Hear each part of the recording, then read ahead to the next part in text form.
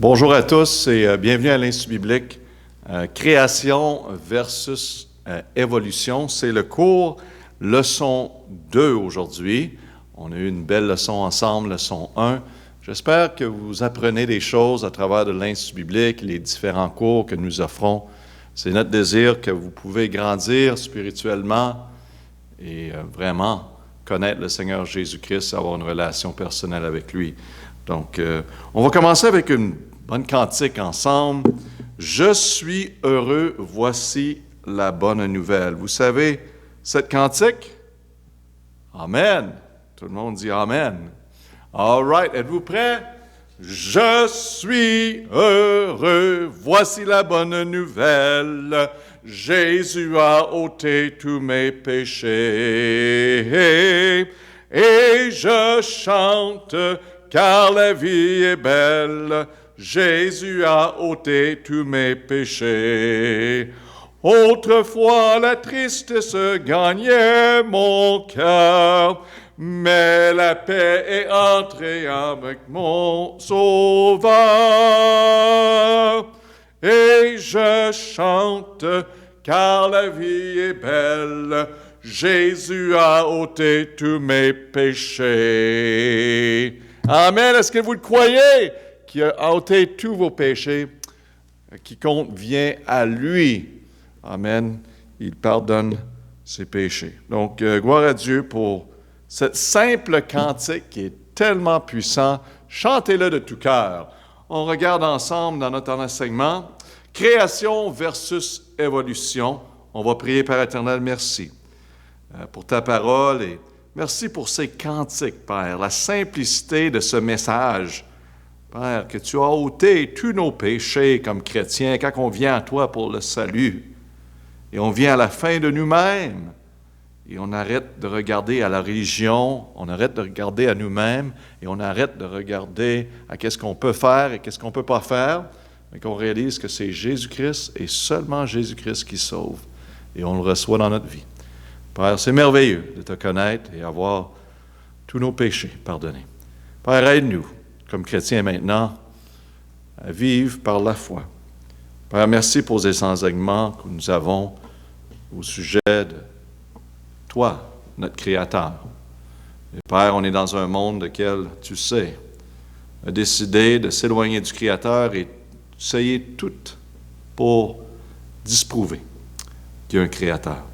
Aujourd'hui, ouvre nos yeux, nos cœurs à ta parole. Encourage-nous. Enseigne-nous, on prie au nom de Jésus. Amen.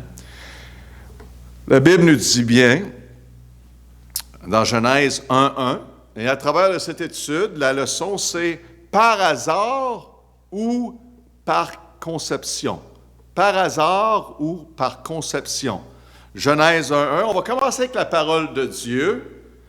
Au commencement, Dieu créa les terres. On n'a pas besoin de donner grand commentaire sur cela. C'est assez évident qui est le Créateur.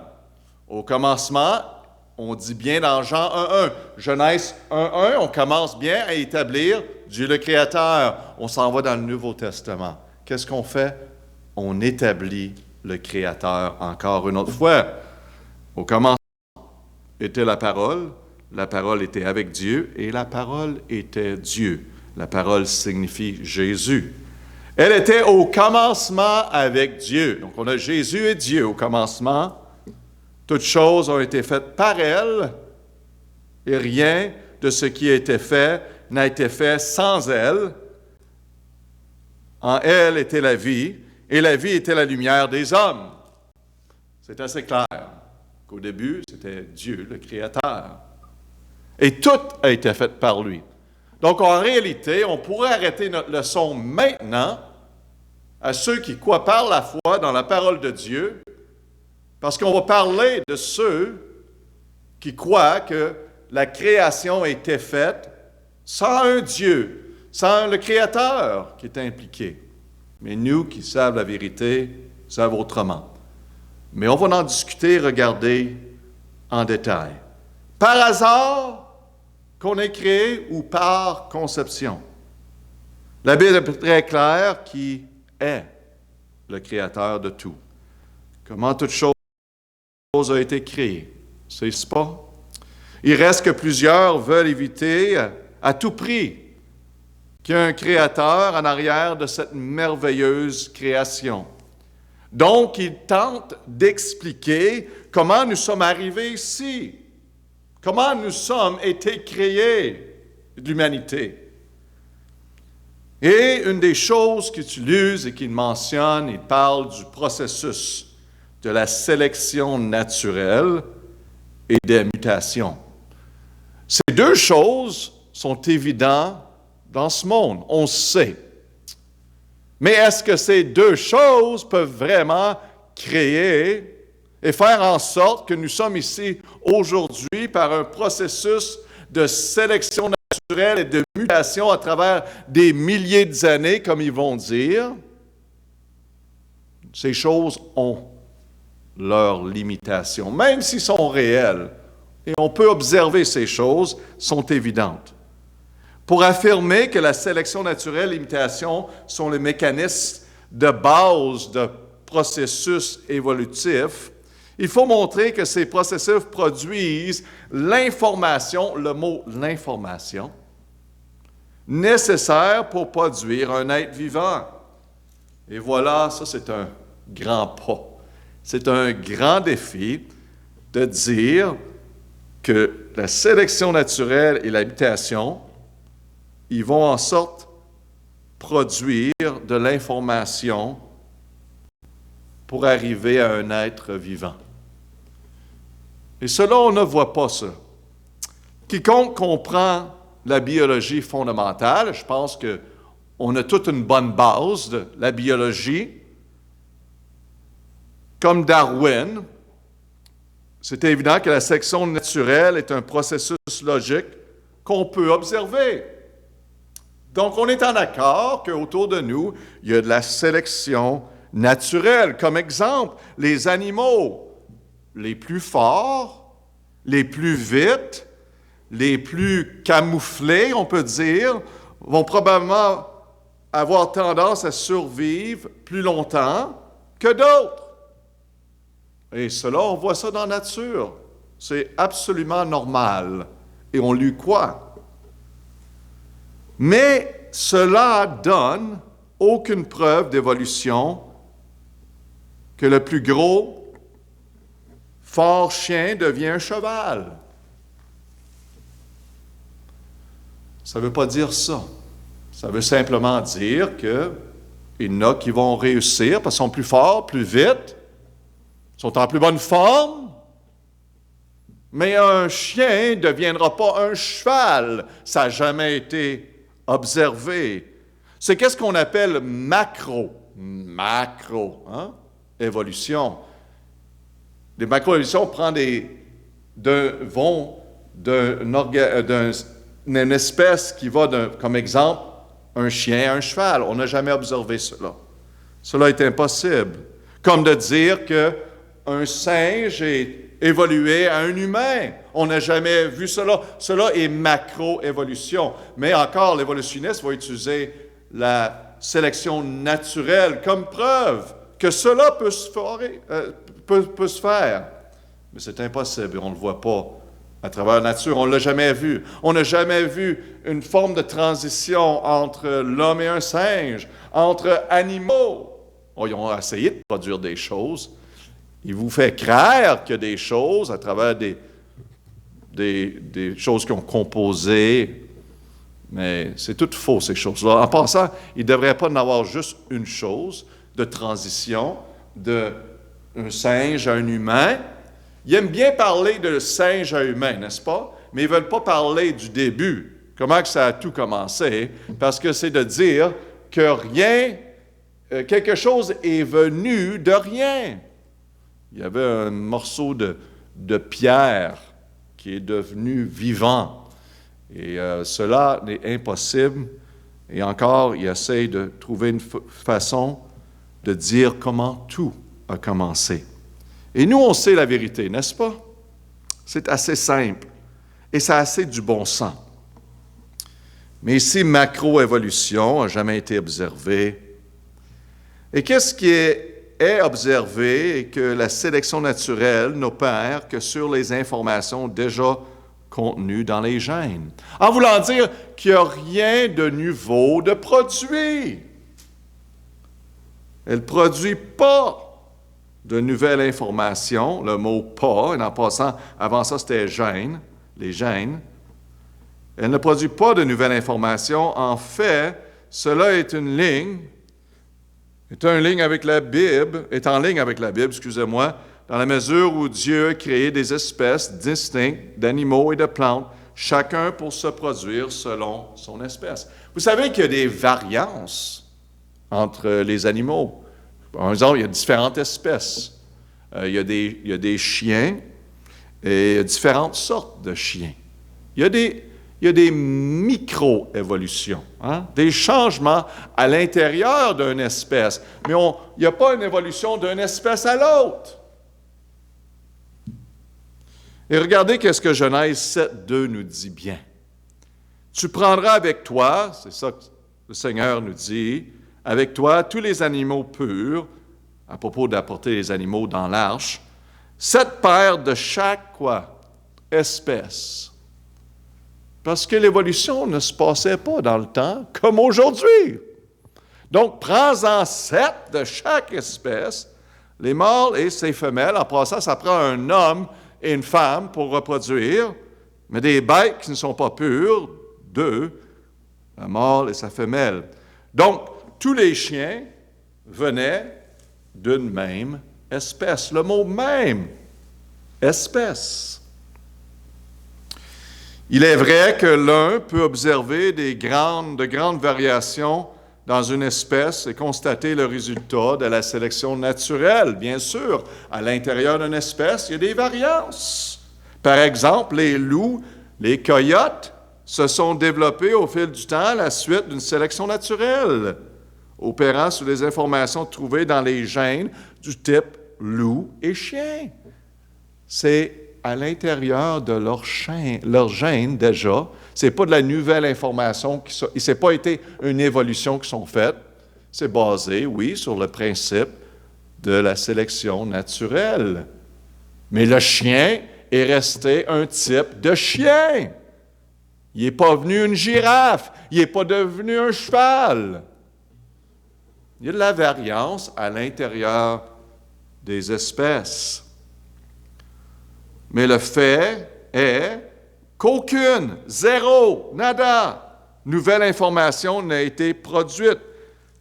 Le mot « produite », ces variétés de chiens sont le résultat d'un réarrangement, d'un tri, d'une séparation des informations à l'intérieur de l'espèce de chiens d'origine. Ça reste un type de chien. On n'a jamais observé qu'une espèce se transformait en une espèce totalement différente, avec des informations qui n'existaient pas auparavant dans cette espèce-là. Non, ça n'a jamais été observé. Et on continue de dire que cela se fait et se produise. Imaginez-vous, on a la religion d'évolution parce qu'il n'y a aucun fait scientifique.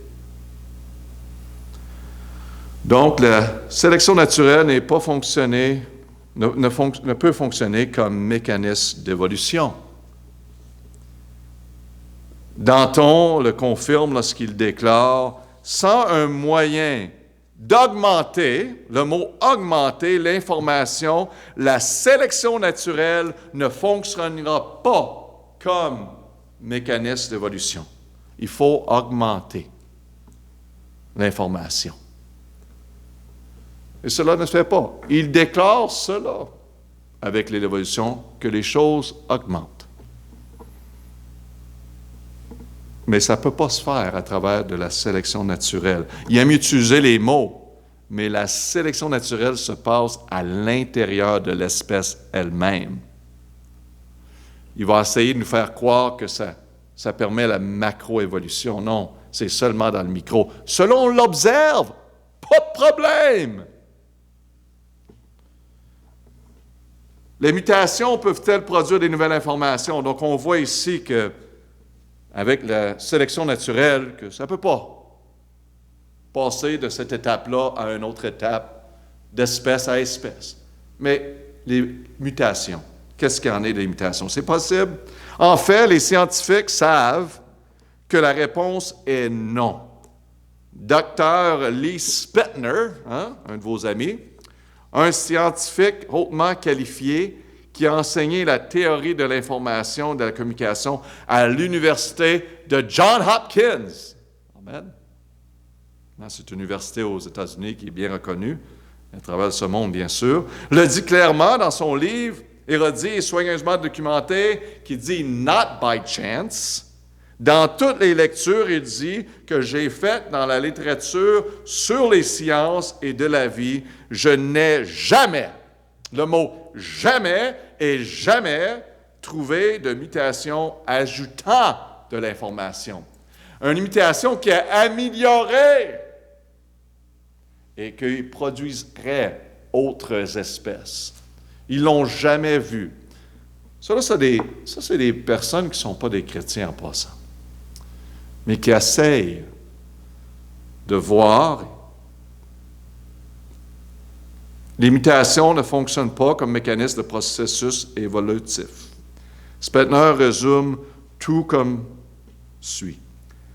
Les néo-darwiniens, les néo, ça veut dire les nouveaux, ceux d'aujourd'hui qu'on peut dire, aimeraient nous faire croire que des grands changements évolutifs peuvent résulter d'une série de petits événements s'ils produisent en nombre suffisant. Donc, il essaie de nous dire que cette microévolution qu'on voit à l'intérieur des espèces va nous apporter à un changement majeur qui n'a jamais été vu et observé. Ça prend beaucoup de foi. Et cela ne se fait jamais. Celui qui pense que la macroévolution peut être obtenue par des mutations qui perdent des informations, parce que la mutation n'améliore pas les choses. Les mutations éloignent l'espèce d'une norme, n'améliorent pas. Je vais vous donner un exemple. J'ai un degré ou une formation en biologie. J'ai étudié 4 ans et là-dedans. Et une des choses, j'entendais le professeur à l'université, et il nous montrait que le fait d'évolution, il nous montrait la charte d'évolution, qu'on a commencé par rien et la boîte est devenue quelque chose qui commençait à avoir des pattes. Amen. Elle commençait à être dans l'eau et après ça, elle a commencé à grandir, un alligator et tout ça, et on est devenu quelque chose qui pouvait marcher sur la terre. Hein. On a grandi, on commençait à lever. Hein. Et après ça, on est devenu, il aime passer beaucoup de temps, pas trop ici, parce que ça, c'est difficile à croire. Je veux dire, c'est impossible. Il faut que tu regardes ça, puis tu sois endormi durant les cours. Et après ça, ils disent là que, le singe est devenu humain. Je ne doute pas que plusieurs personnes agissent comme des animaux, parfois, ça c'est un autre sujet, mais ça ne veut pas dire qu'on croit à l'évolution. Et je me rappelle, pour nous aider à essayer de croire cela, on travaillait dans le laboratoire et on avait qu'est-ce qu'on appelle des mouches de fruits. Ça se dit-tu, fruit flies? Bon, je ne sais pas si vous comprenez. C'est des très petites mouches qui se reproduisent très rapidement ensemble, et bien sûr. Mais une chose qu'on faisait, on regardait pour les mutations. On regardait pour un qui avait peut-être ses ailes. Il n'avait juste une aile au lieu de 2. Et après ça, on avait qui avait des yeux rouges au lieu des yeux normaux, qu'on peut dire. À chaque fois qu'on mélangeait ceux qui avaient des mutations, des changements, c'était jamais une amélioration, mes amis. Ça rempirait la situation. Ils ne vivaient pas. Ça ne marchait pas. Hein? Ça n'améliorait pas. Donc, ils disent que la mutation nous apporte un processus d'évolution. Ça empire. Ils ne sont pas capables de survivre avec des yeux de différentes couleurs et tout ça. Démontrait des changements au niveau du corps. Donc, les mutations, il voulait en parler de ça. puis il savait la conclusion. Tu pouvais parler des changements. On les voit, mais ce n'est pas un processus d'évolution, d'ignoration, à nous apporter, aller d'une espèce à une autre espèce et s'améliorer avec de millions. C'est pour ça qu'il parle de millions, parce qu'il doit nous convaincre, ou essayer de nous convaincre que c'est un processus de chance, par hasard, que oui, il a bien tourné. Est-ce que vous aimez l'idée que vous êtes ici par chance, que vous êtes juste un morceau de roche qui est explosé et vous êtes ici aujourd'hui? Et vraiment, il n'y a pas vraiment de raison pour vivre, n'est-ce pas? Il n'y a pas vraiment de but. Vous êtes ici par chance, nous dit l'évolutionniste. Mais ce n'est pas ça que la Bible dit, n'est-ce pas? Bon, je n'ai ajouté un peu à la leçon, là, mais les mutations éloignent l'espèce du norme. Ça n'améliore pas. C'est comme le commerçant qui perdait un peu d'argent à chaque vente, mais pensait pouvoir le rattraper en volume. Donc, aucune mutation n'a été observée qui ajoute un peu d'information au jeune homme. Impossible. Nous avons ici un défi sérieux à la théorie néo-darwinienne. L'évolution enseigne que naturellement, tout améliore constamment et avance vers un état d'ordre. Je vais vous dire honnêtement, tout s'en va naturellement vers le désordre. Êtes-vous en accord? Regardez à votre chambre, regardez à votre maison. Hein? On doit la maintenir pour la garder en ordre, parce que naturellement, tout s'en va au désordre. Moi, je commence des fois à nettoyer ma chambre au début de la semaine, et je suis excité, je ramasse mon linge, mais naturellement, à travers la semaine, on dirait que ça se rempire, n'est-ce pas? Il faut tout le temps essayer de garder l'ordre. Le corps humain, regardez naturellement qu'est-ce qui arrive. Il vieillit, il faiblit. De dire que tout s'améliore et devient mieux et plus fort, ce n'est pas la réalité des choses. Dr. Werner Gitt, directeur et professeur à l'Institut fédéral allemand de physique technologie, a confirmé que les mutations ne peuvent qu'entraîner des changements dans les informations existantes. Les mutations ne peuvent pas être la source d'informations nouvelles, la source. Ainsi, si la sélection naturelle et l'imitation sont éliminées en tant que mécanisme permettant de produire l'information, la conception des systèmes vivants qu'ils veulent essayer de prouver, si on doit éliminer ça, il faudra alors trouver une autre source. Parce que ces deux-là, même s'ils sont réels, n'ont rien à faire avec le fait qu'une espèce pourrait aller d'un autre. Non, ça n'existe pas. Dieu les a créés comme ils sont aujourd'hui. Et oui, on est en accord à propos de microévolution, que des variants à travers de la même espèce.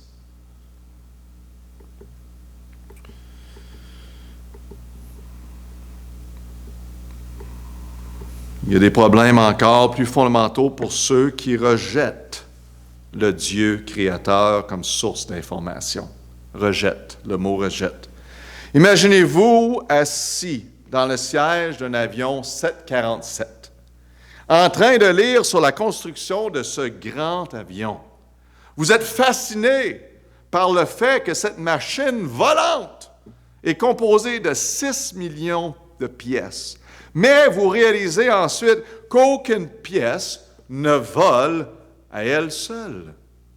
Cette prise de conscience peut être plutôt inquiétante si vous volez à la vitesse de 800 km à l'heure et à la hauteur de 10 000 mètres.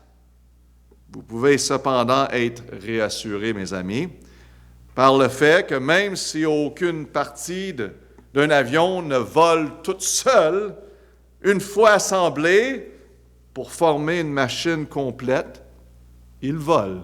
C'est aucun problème quand ça vient tout ensemble. Donc, nous pouvons utiliser la construction d'un avion comme analogie pour comprendre les mécanismes fondamentaux de la biochimie des cellules qui permettent aux organismes de fonctionner. En passant, nos études ici, là, ils rentrent un peu dans les détails, mais pas vraiment, OK? On n'ira pas dans les grands détails, mais c'est bon qu'on reconnaisse qu'est-ce qui se passe dans ce monde et comment que le monde peut conclure qu'il n'y a pas de créateur et tout est arrivé par chance. C'est vraiment illogique. Et c'est vraiment de vous montrer que l'approche biblique est logique, elle a beaucoup de bon sens. Et on peut voir les faits de cela, que c'est arrivé de cette façon et que c'est impossible que c'est arrivé de cette façon de l'approche d'évolution. Donc, c'est vrai que notre corps est complexe. Si vous regardez à les cellules, les scientifiques ont découvert qu'à l'intérieur de la cellule se trouvent des milliers de ce que l'on appelle des machines biochimiques. C'est tellement complexe, cette simple cellule. Pour que tout fonctionne, de nombreux composés doivent tout être à la bon endroit, amen, être au bon endroit, excusez-moi, le mot bon, au bon moment, dans la bonne concentration. Tout doit être parfait. Dites-moi, est-ce possible, juste au niveau de la cellule, que ça soit par chance, par hasard? En d'autres termes, tout comme toutes les pièces du 747 doivent être assemblées avant de pouvoir voler. De même, toutes les pièces de ces machines biochimiques dans les cellules doivent être en place. Sinon, elles ne peuvent pas fonctionner. Et il existe littéralement des milliers de machines de ce type dans une seule cellule qui sont vitales pour son fonctionnement. C'est tellement incroyable. Dieu fait quelque chose assez simple, en même temps complexe.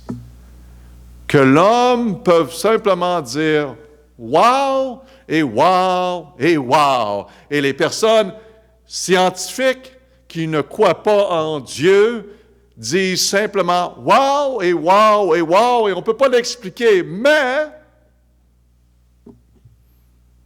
j'en ai entendu tellement de débats à travers des années sur science versus l'évolution.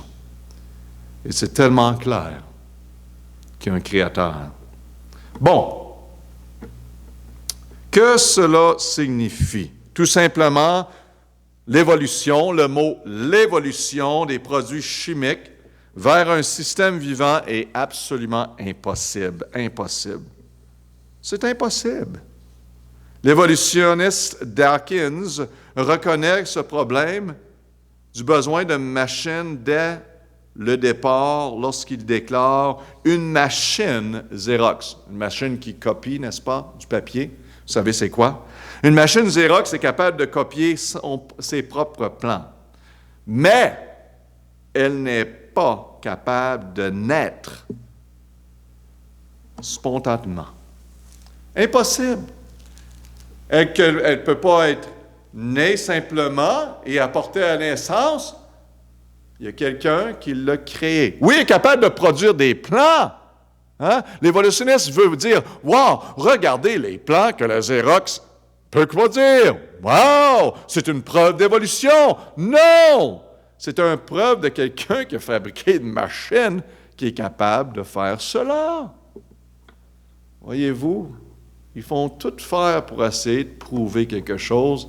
Ils vont utiliser leur intellect, un mélange de mots, de salade, qui n'a aucun sens. Et le monde sont « Wow! » Il vient de Johns Hopkins, il vient de Harvard University, il vient de Congo University.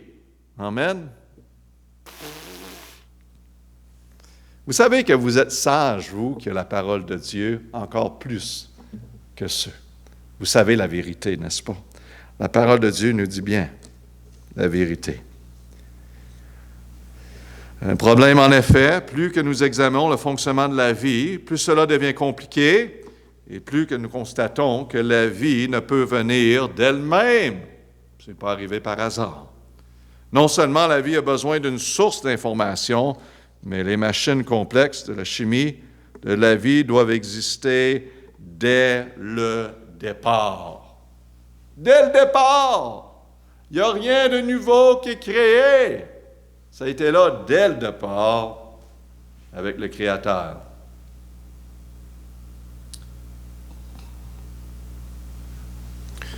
Un problème encore plus grave. D'où viennent toutes ces informations? Certains tentent de l'expliquer ainsi. Imaginez un professeur prenant toutes les lettres de l'alphabet, de A à Z, et les plaçant dans un chapeau. Il passe ensuite le chapeau aux élèves de sa classe et demande à chacun de choisir une lettre au hasard. Donc, une conclusion arrivée par chance ici. Cela prend beaucoup de la foi que croire que Dieu créait à toutes choses, et toutes les choses étaient dans un panier mélangé de la vie, et par chance, ils ont été choisis, et c'était des lettres qui ont fait des mots parfaits et des phrases parfaites. Cela est un processus assez simple, mais vous savez que les chances sont impossibles, n'est-ce pas? Le docteur Werner Gitt précise que l'une des choses que nous savons avec certitude grâce à la science est que l'information ne peut pas résulter d'un désordre par hasard. Ça, j'aime ça. Ça ne peut pas résulter d'un désordre par hasard. On n'est pas ici d'un désordre par hasard. Les animaux ne sont pas ici d'un désordre par hasard. C'est impossible. Il faut toujours plus d'informations, le mot plus d'informations pour produire de l'information. Et on a parlé que les processus utilisés par l'évolution, de mutation, etc., ne créent pas plus d'informations, ils perdent de l'information, ils remplissent la situation. Donc, il doit y avoir un créateur. Et, en fin de compte, l'information est le résultat de l'intelligence. Il doit avoir quelqu'un intelligent en arrière de tout ça. Le mot intelligence. Il nécessite une origine ou un inventeur intelligent à travers de tout ça. Donc, ma leçon continue et là, on se trouve avoir arrivé à notre temps parce que, je n'ai ajouté un petit peu trop ici dans ma leçon. J'étais vraiment inspiré avec compassion dans ce sujet et ça me brûle dans le cœur. Et on va continuer et en finissant, vous voyez, je vais dire que dans notre texte ici, il n'existe aucune loi naturelle connue, aucun processus connu, comme on a discuté, ni aucune séquence d'événements connus qui puisse faire naître l'information d'elle-même dans la matière. C'est impossible. Donc, on va continuer à parler de la source d'information avec cette étude-là la semaine prochaine. Et gloire à Dieu que les choses sont claires dans la parole de Dieu, dans le sujet très important. Parce que, mes amis, si on ne reconnaît pas le Créateur, si on ne reconnaît pas qu'il existe, comment puissions-nous mettre notre confiance en lui? Comment pourrons-nous avoir une significance dans la vie et avoir un but, une raison pour être ici? S'il n'y a pas de Créateur, mais mes amis, il y a un Créateur. Et un jour, on va répondre à lui. Et on doit, dans ce temps-ci, le servir, vivre pour lui. Donc, je vous encourage. Je vous dis pourquoi qu'on a un institut biblique. Vous préparez pour l'éternité. Amen. Et vivre pour votre Créateur durant votre séjour sur cette terre. Et c'est ça. Ma question vers vous, est-ce que vous savez, sans doute, que vous passerez l'éternité avec le Seigneur à la mort? Est-ce que vous le savez, sans doute? La parole de Dieu a été écrite afin que vous sachiez que vous avez la vie éternelle. Aujourd'hui, vous pouvez recevoir Jésus-Christ dans votre vie comme Seigneur, Sauveur. Venez à lui. Si vous avez des questions, n'hésitez pas à parler à la personne qui dirige l'Institut biblique ou même ils peuvent nous envoyer l'information ici et on peut vous répondre avec plaisir. On va prier. Père éternel, merci pour cet enseignement. Merci que tu es notre Créateur et que toute chose est claire avec toi. C'est tellement logique et parfait et fait, Père, avec perfection, Père, de faire l'homme tel quel. Et Père, avec la complexité même du cerveau. C'est incroyable, Père. Merci pour la vérité. Père, on prie dans ces derniers jours que le monde regarde à ta parole